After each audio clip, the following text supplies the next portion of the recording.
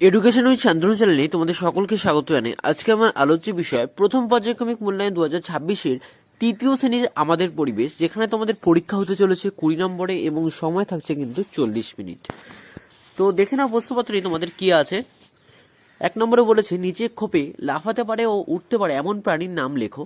দেখো তোমাদের কিন্তু হেল্প বক্স অর্থাৎ অপশন দিয়ে দেওয়া হয়েছে হরিণ, বাদুড়, প্রজাপতি, শালিক, বাঘ, সিংহ, চড়ুই, ব্যাঙ। এর মধ্যে থেকে যারা উঠতে পারে তাদের নাম একদিকে লিখতে হবে, যারা লাফাতে পারে তাদের নাম কিন্তু একদিকে লিখতে হবে। যেমন হরিণ লাফাতে পারে, বাঘ লাফাতে পারে, সিংহ লাফাতে পারে, ব্যাঙ লাফাতে পারে। আর উঠতে পারে কারা? প্রজাপতি, শালিক, চড়ুই, বাদুড়। শূন্যস্থান পূরণ করো, যেখানে তোমাদের 4টি প্রশ্নের জন্য কিন্তু আছে 4 নম্বর। ফুটবল খেলায় পায়ের কাজ অনেক বেশি।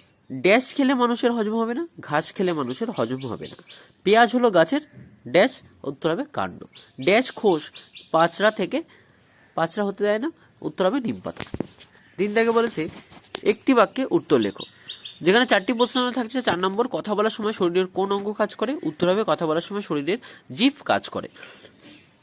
মাটির নিচে হয় এমন একটি আনাজের নাম লেখো। মাটির নিচে হয় এমন একটি আনাজের নাম হলো আলু। কোন ফসলে জলের ভাগ বেশি? উত্তর হবে ডাবে জলের ভাগ বেশি থাকে। প্রাণী থেকে আমরা যে সমস্ত খাদ্য পাই তাদের কি খাদ্য বলে? প্রাণী থেকে আমরা যে সমস্ত খাদ্য পাই তাদের বলে প্রাণীজ খাবার বা প্রাণীয় খাদ্য।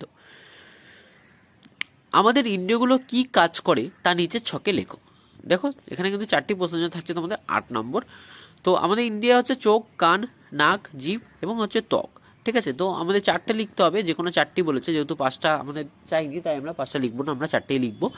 তো লিখেছি আমরা চোখ, কান, নাক, জিভ। চোখ হচ্ছে আমাদের দেখতে সাহায্য করে, কান আমাদের শুনতে সাহায্য করে, নাক হচ্ছে শ্বাস প্রশ্বাস নেওয়া ও গন্ধ অনুভব করতে সাহায্য করে, জিভ খাবারের স্বাদ নেওয়া, এবং যদি ত্বক লেখো, ত্বক হচ্ছে আঘাত থেকে আমাদের বাঁচাতে সাহায্য করে, এবং ত্বক কিন্তু স্পর্শ অনুভব করতেও কিন্তু আমাদের সাহায্য করে।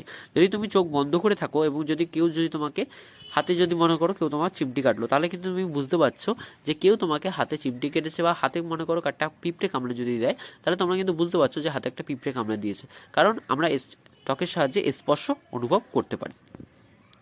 তো এই ছিল তৃতীয় শ্রেণীর পরীক্ষার্থী বন্ধুদের জন্য প্রথম পর্যায়ক্রমিক মূল্যায়ন 2026-এর পরিবেশ বিষয় নমুনা প্রশ্নপত্র এবং সাথে তার উত্তর।